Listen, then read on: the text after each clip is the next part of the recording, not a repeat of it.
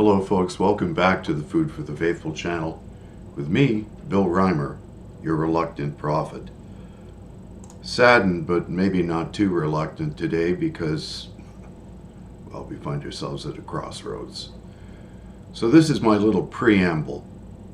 I will begin by emphasizing that this content is geared to a very specific audience. If you are concerned about the ideological direction in which Canada is headed, and would like to delve into that issue deeper, read on or watch on, depending on whether you are reading my blog or watching my vodcast.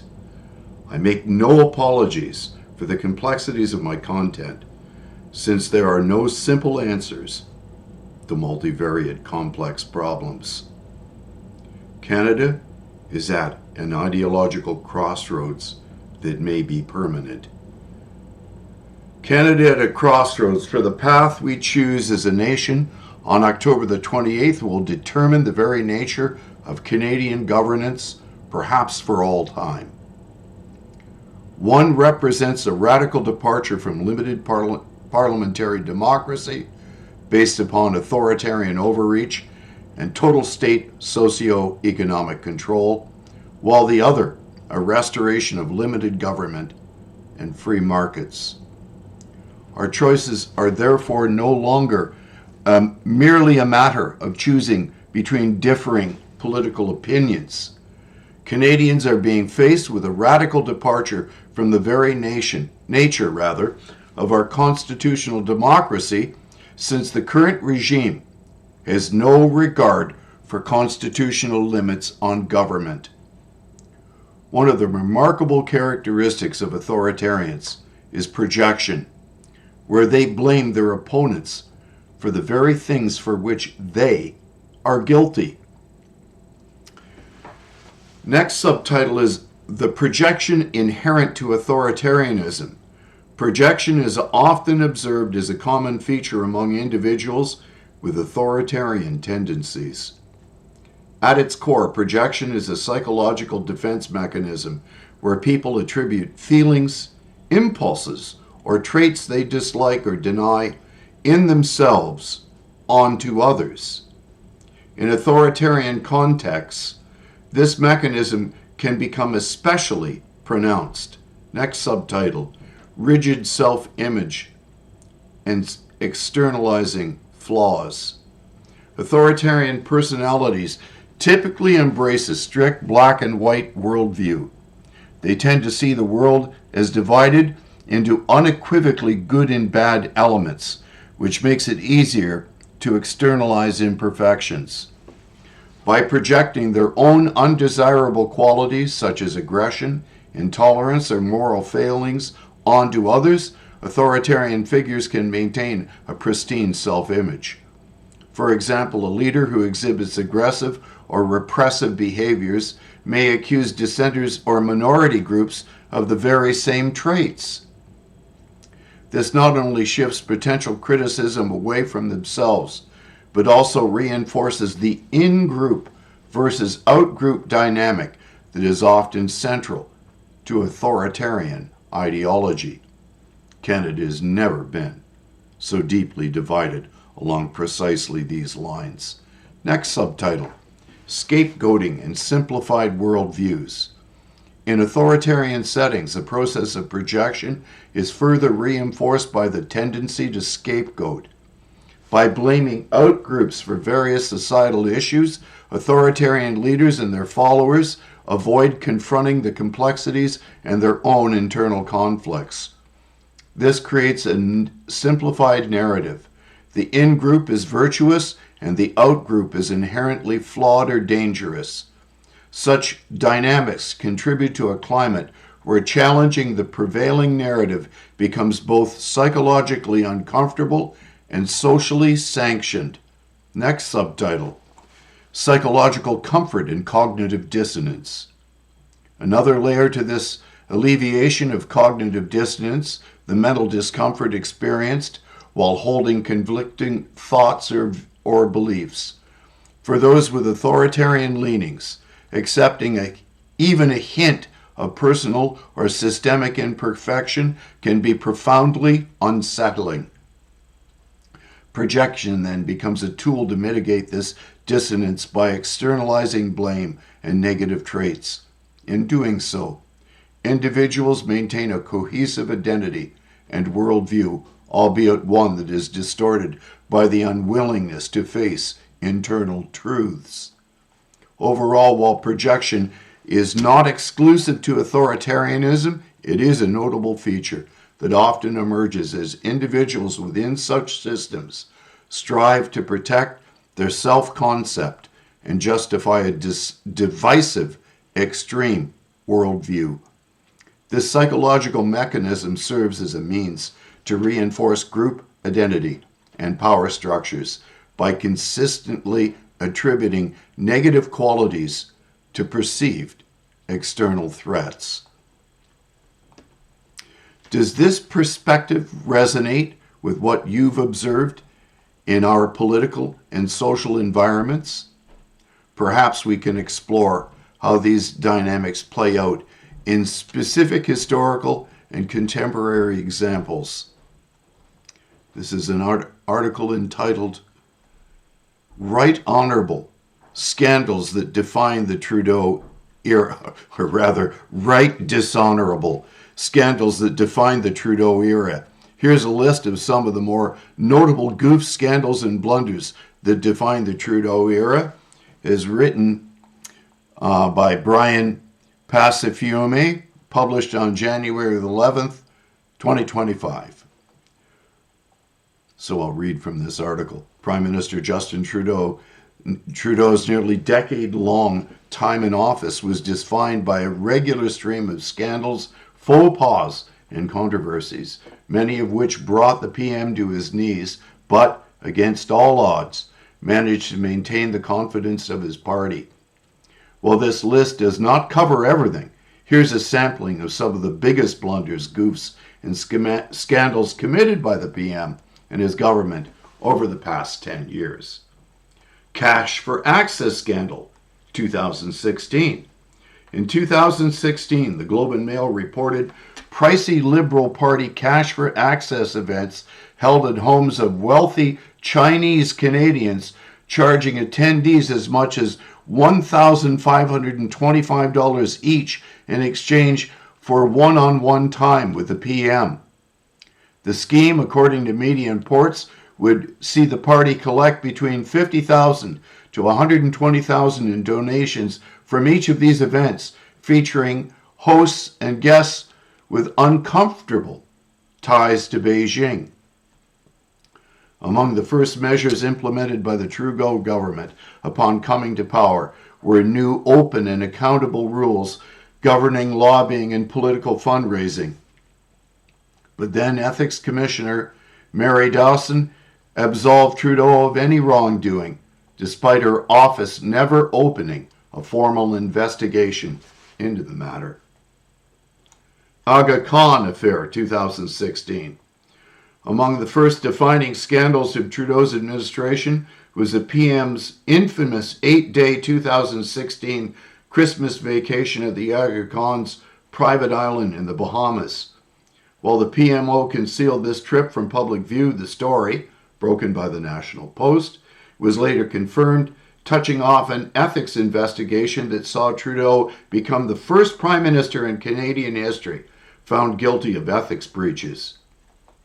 The investigation also found that Trudeau's had previously visited Bell's Cay twice before. Canadians have had a very rough time since 2015, senior Conservative strategist Stephen Taylor told The Sun. Governments put onerous rules and financial constraint upon Canadians, and the Aga Khan vacation just showed Canadians that some of us aren't bound by the rules. Elbowgate, 2016.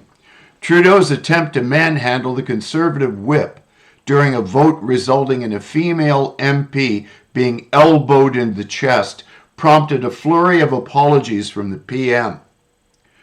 During an attempt to delay a third reading vote on an assisted dying bill on May the 18th of 2016, Trudeau grabbed Conservative Whip Gord Brown by the arm to lead him away from MPs gathered on the floor of the House of Commons.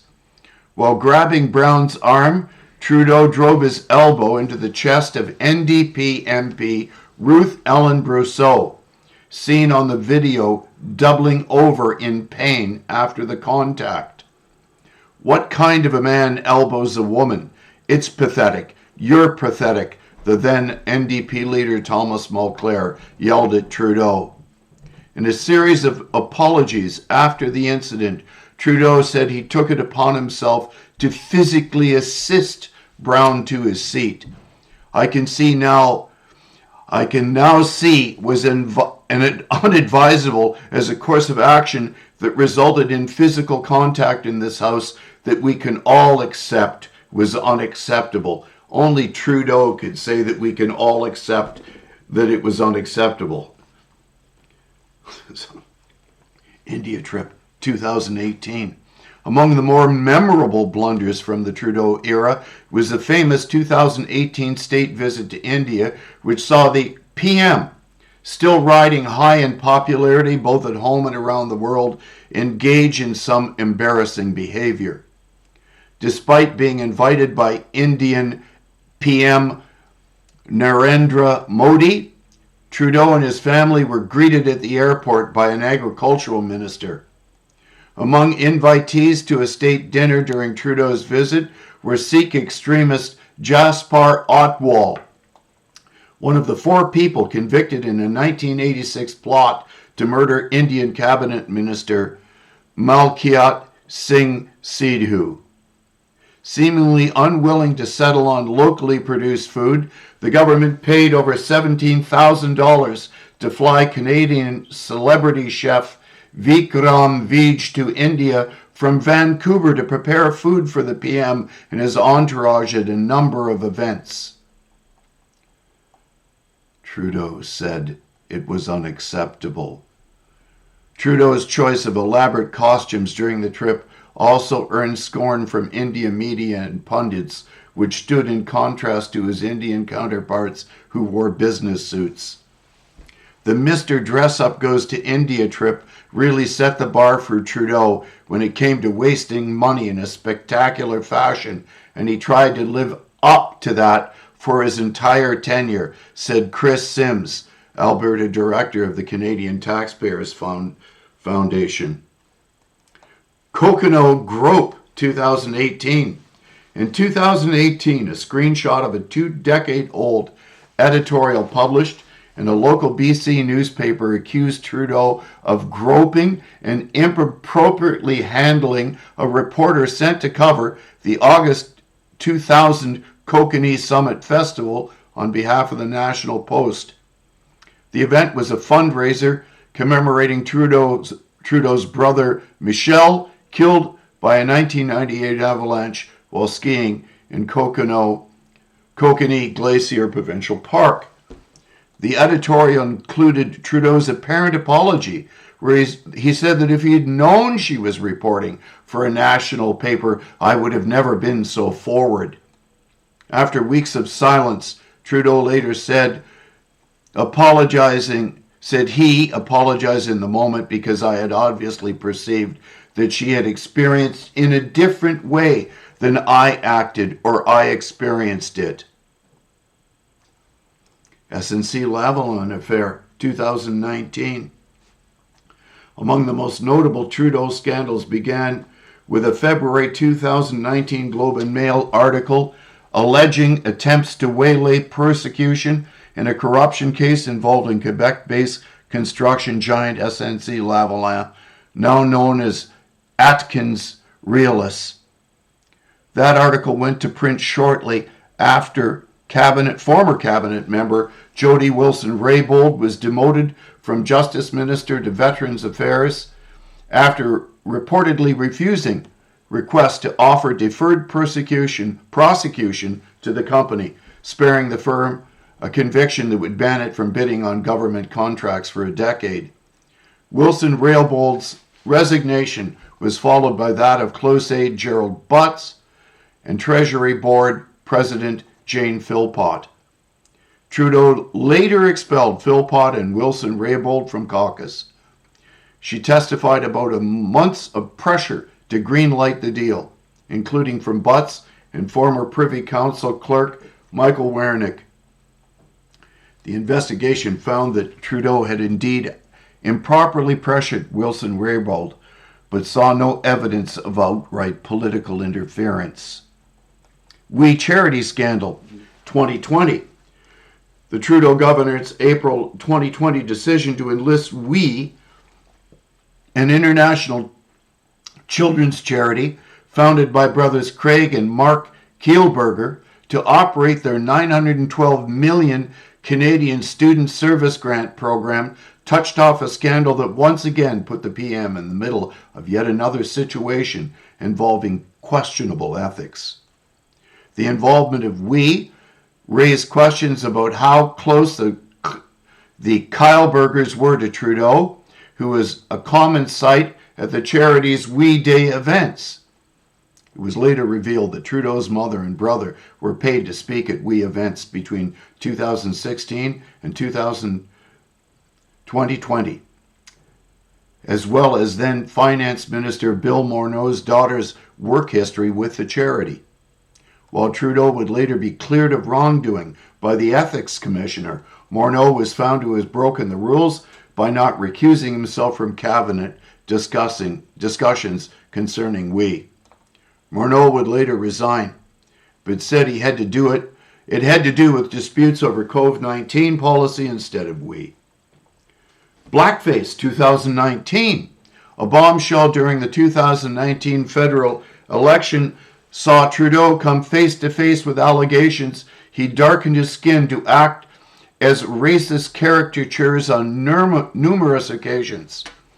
On September the 18th, Time magazine published images from the 2001 yearbook of Vancouver's West Point Grey Academy, a private school where Trudeau once taught, depicting the future PM dressed as Aladdin, sporting darkened skin and a white turban during a school function. While pressed by reporters, Trudeau also admitting to singing Deo in blackface during a 1990s talent show in high school. A third video, also from the 1990s, featured Trudeau with his entire body painted black, waving his arms and sticking his tongue out. When questioned of how many times he had appeared in blackface, Trudeau said he couldn't recall. The Freedom Convoy, 2022. The Trudeau government's handling of the Freedom Convoy, one of the largest protest mobilizations in Canadian history, came under intense criticism.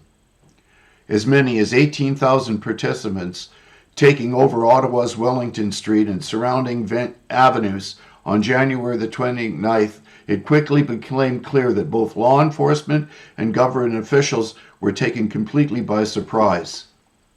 Despite some concerning incidents, assaults, and reports of harassment, the largely peaceful protest dwindled in size as time went on. But politicians across all levels of government seemed determined to end it once and for all. The city of Ottawa declared a state of emergency on February the 6th, one day before Ottawa City Councillor Diane Deans described the protests and border blockades as a nationwide occupation, and her city was under siege.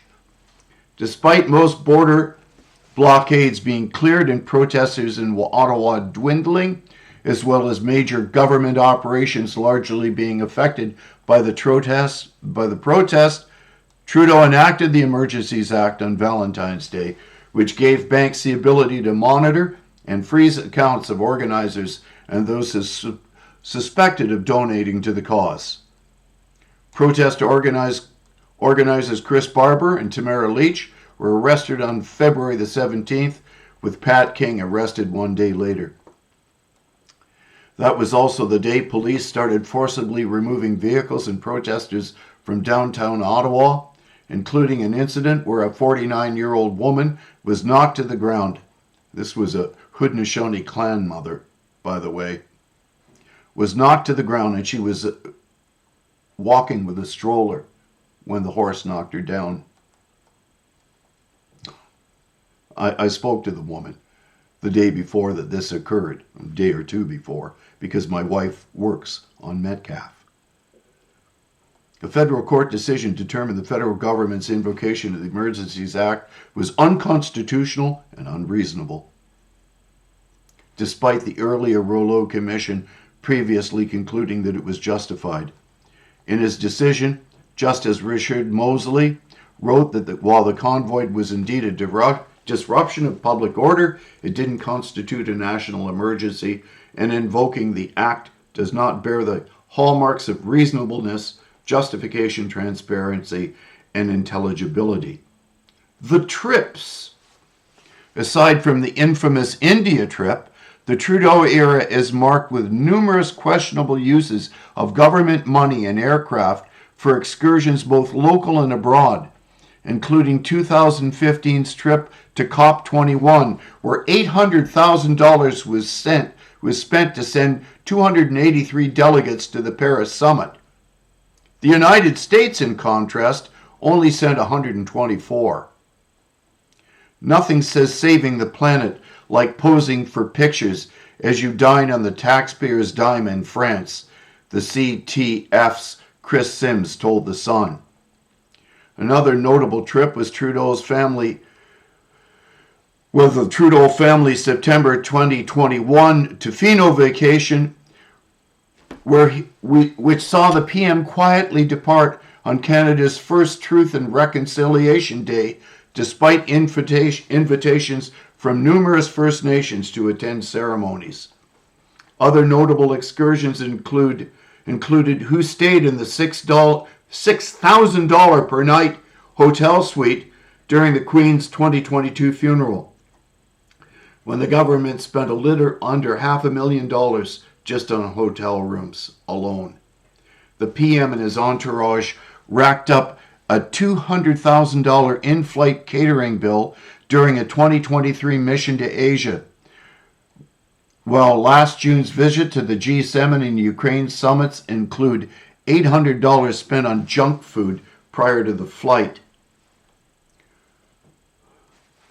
While he wasn't on the plane, Governor General Mary Simmons' use of government travel, she wasn't on the plane. Governor General Mary Simmons' use of government travel has come under scrutiny, including a 4-day visit to attend the Frankfurt Book Fair in Germany that cost over $700,000. The infamous $100,000 airline catering bill racked up during a 2022 flight to the trip to the Middle East, and an infamous trip to Iceland that year, which resulted in a $71,000 limousine bill, despite most events happening within easy walking distance of the Vice-Regal's hotel. Our current regime repeatedly blames their opponents for the very things for which they are guilty, by labeling them as far-right fascists. So let us examine what fascism entails. This is an article written by Lear and Espinol, published November 27th in 2021. There's no denying the socialist roots of fascism. Fascism is a form of socialism. As such, it does not engage in a fight between left and right, but between different leftist ideologies. In the past few decades, there has been a deep discussion about the ideological roots of fascism, and above all, a great misunderstanding about the collectivist principles that this authoritarian movement promulgated. To understand this ideology better, it is necessary to know in depth the life, beliefs, and principles of both its political leaders, such as Benito Mussolini, and its philosophical leaders, such as Giovanni Gentili. Mussolini was an Italian military man, journalist, and politician who was a member of the Italian Socialist Party for 14 years. In 1910, he was appointed editor of the weekly La Lotta di Classe, The Class Struggle, and the following year he published an essay'"The Trentino as Seen by a Socialist." His journalism and political activism led him to prison, but soon after he was released, the Italian Socialist Party, increasingly strong and having achieved an important victory at the Congress of Reggio Emilia, put him in charge of the Milanese newspaper Avanti. This intense political activism was followed by World War I, which marked a turning point in Mussolini's life. In the beginning, the leader of the Socialist Party was part of an anti-interventionist movement which opposed Italy's participation in World War I. However, he later joined the interventionist group, which earned him expulsion from the Socialist Party. Mussolini participated in the war and went on to take advantage of the dissatisfaction of the Italian people due to the few benefits obtained by the Treaty of Versailles. He then blamed his former comrades of the Socialist Party for it. And that is when he started the formation of the Fasci Italia di Combattimento, which later would become the Italian Fascist Party. Based strongly on the nationalist sentiments that flourished as a result of the combat, Mussolini came to power by the hand of violence, fighting against the traditional socialists and shielding himself in the famous squadron of the black shirts. It was only then that the ideological complex of fascism would begin to take shape. Who is the ideological father of fascism? Next subtitle. Practically everyone knows that Karl Marx is the ideological father of communism and socialism, and that Adam Smith is the father of capitalism and economic liberalism. Do you know, in contrast, who the mind behind fascism it is? It's very likely that you don't, and I can tell you in advance that the philosopher behind fascism was also an avowed socialist. Giovanni Gentili, a neo-Hegelian philosopher, was the intellectual author of the Doctrine of Fascism, which he wrote in conjunction with Benito Mussolini. Gentili's source of inspiration was thinkers such as Hegel, Nietzsche, and also Karl Marx. Gentili went so far as to declare fascism is a form of socialism. In fact, it is its most viable form. One of the most common reflections on this is that fascism is itself socialism based on national identity. Gentili believed that all private action should be oriented to serve society. He was against individualism. For him, there was no distinction between private and public interest. In his economic postulates, he defended compulsory state corporatism, wanting to impose an autarkic state, basically the same recipe that Hitler would use years later. A basic aspect of Gentili's logic is that liberal democracy was harmful because it focused on the individual, which led to selfishness. He defended true democracy in which the individual should be subordinated to the state. In that sense, he promoted planned economies in which it was the government that determined what, how much, and how to produce. Gentili and another group of philosophers created the myth of socialist nationalism, in which a country well directed by a superior group of elitists, just like Mark Carney, could subsist without international trade, which is why Carney the other day said we can get rid of the U.S., our number one trading partner since the 1780s. As long as all individuals submitted to the designs of the government. The aim was to create a corporate state. It must be remembered that Mussolini came from the traditional Italian Socialist Party, but due to the rupture with this traditional Marxist movement, and due to the strong nationalist sentiment that prevailed at the time, the basis for creating the new National Socialism, which they called fascism, was overturned. Fascism nationalized the arms industry. However, unlike traditional socialism, it did not consider that the state should own all the means of production, but more that it should dominate them. The owners of industry could keep their businesses as long as they serve the directives of the state. Precisely what Carney has advocated. These business owners were supervised by public officials and paid high taxes. Again, precisely like Carney. Essentially, private property was no longer a thing. You'll own nothing, you'll be happy. It also establishes the tax on capital, the confiscation of goods of religious congregations, and the abolition of episcopal rents. Statism was key to everything. Thanks to the nationalist and collectivist discourse, all the efforts of the citizen had to be in favor of the state. Fascism, the antithesis of liberalism and capitalism. Fascism claimed to oppose liberal capitalism, but also international socialism, hence the concept of a third way, the same position that was held by Argentine Peronism.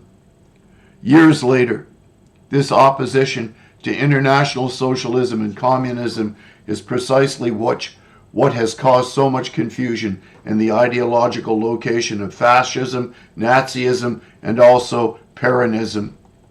Having opposed the traditional international Marxist left, these were attributed to the current of ultra-right movements, where the truth is that, as has been demonstrated, their centralized economic policies obeyed collectivist and socialist principles, openly opposing capitalism and the free market, favoring nationalism and autarky. In that sense, as established by the philosopher creator of fascist ideology, Giovanni Gentili, fascism is another form of socialism. Ergo, it was not a battle of left against right, but a struggle between different left-wing ideologies, an internationalist and a nationalist one. In fact, in 1943, Benito Mussolini promoted the socialization of the economy, also known as fascist socialization. For this process, Mussolini sought the advice of the founder of the Italian Communist Party, Nicola Bombacci. The communist was the main intellectual author of the Verona Manifesto, the historical declaration with which fascism promoted the process of economic socialization to deepen anti-capitalism and autarkism, in which Italy became known as the Italian Social Republic. On April the 22nd, 1945 in Milan, the fascist leader would declare the following: "Our programs are definitely equal to our revolutionary ideas, and they belong to what in democratic regime is called left. Our institutions are a direct result of our programs, and our ideal is the labor state. In this case, there can be no doubt we are the working class in struggle for life and death against capitalism. We are the revolutionaries in search of a new order. If this is so, to invoke help from the bourgeoisie by waving the red peril is an absurdity. The real scarecrow, the real danger, the threat against which we fight endlessly comes from the right. It's not at all in our interest to have the capitalist bourgeois as an ally against the threat of the red peril. Even at best, it would be an unfaithful ally, which is trying to make us serve its ends. And it has done more than once, as it has done more than once with some success. I will spare words, as it is totally superfluous, in fact harmful, because it makes us confuse the types of genuine revolutionaries of whatever hue with a man of reaction who sometimes uses our very language." 6 days after making these statements, Benito Mussolini would be captured and shot. This article was published with permission from El American. Our present situation, a nation at crossroads. Today we have an unelected Prime Minister in the person of Mark Carney. Let us examine his economic policies. Mark Carney's economic philosophy is both comprehensive and transformative. blending traditional market principles with a deep-seated commitment to ethical and sustainable values. Here are some of the elements. Value-based economics. See, this is all going back to what fascism was geared for. That they had to serve the values of the state. At the very heart of Carney's thing is the idea that the economic success isn't merely measured in terms of GDP or short-term profit. In his book, Values, Building a Better World for All, he lays a framework based on 7 core values: dynamism, resilience, sustainability, fairness, responsibility, solidarity, and humility, which serves as the guiding principles for modern economics. Carney argues that these values are essential for ensuring that markets reflect broader societal goals such as social equity and long-term environmental stewardship. This perspective challenges the traditional notion that markets should be left entirely to regulate, and instead posits that integrating human and ethical dimensions into the financial systems can lead to more robust and just economic outcomes. Of course, the last 10 years proved the diametric opposite. But when has a totalitarian ever worried about reality? His ideas repeatedly reflect fascism. Bridging financial stability and sustainable growth. Carney's experience as a central banker, first at the Bank of Canada and later at the Bank of England, has significantly informed his approach. During his tenure, he employed innovative strategies like forward guidance, a communication tool that helped manage market expectations and stabilize economies during tumultuous times, such as the 2008 financial crisis, which was brought on by the bank's malfeasant practices. Practices he helped author. Beyond mere crisis management, however, his policies consistently reflected a dual focus: ensuring financial stability while actively preparing the economic system for future challenges such as climate change. He envisages a world where monetary policy and economic regulation work hand in hand with sustainability goals, ensuring that financial markets internalize the real cost of environmental degradation. Emphasis on climate finance. A standout component of Carney's philosophy is his advocacy for channeling vast amounts of capital towards sustainable development. He has argued that to achieve global climate objectives, the world needs trillions of dollars in annual investments directed toward green technologies and low-carbon initiatives. This approach does not see climate policy as external to be tacked on, but as a central pillar of economic strategy, one that demands close cooperation between governments, fiscal institutions, and private investors. In other words, fascism. By reframing the financial incentives in light of the environmental impact, Carney underscores a radical shift. The market should ideally serve society and planet rather than being a self-contained system driven solely by profit. That all dreaded fear of the totalitarian, of the individual. Integration of private sector insights. Carney's journey from the private sector, as evidenced by his years at Goldman Sachs, to the helm of public financial institutions, has given him a unique vantage point. I'll go on and on and on. So, integration of private sector, broad vision for economic policy. These are all the things that are informing. Turning the market back to humanity. In other words, turning the market under the total state control. God save us from Mark Carney's version of total state control. His philosophy is reflective of precisely the ideas posited by fascism, with complete state control over what can or cannot be produced and to what ends and by what means.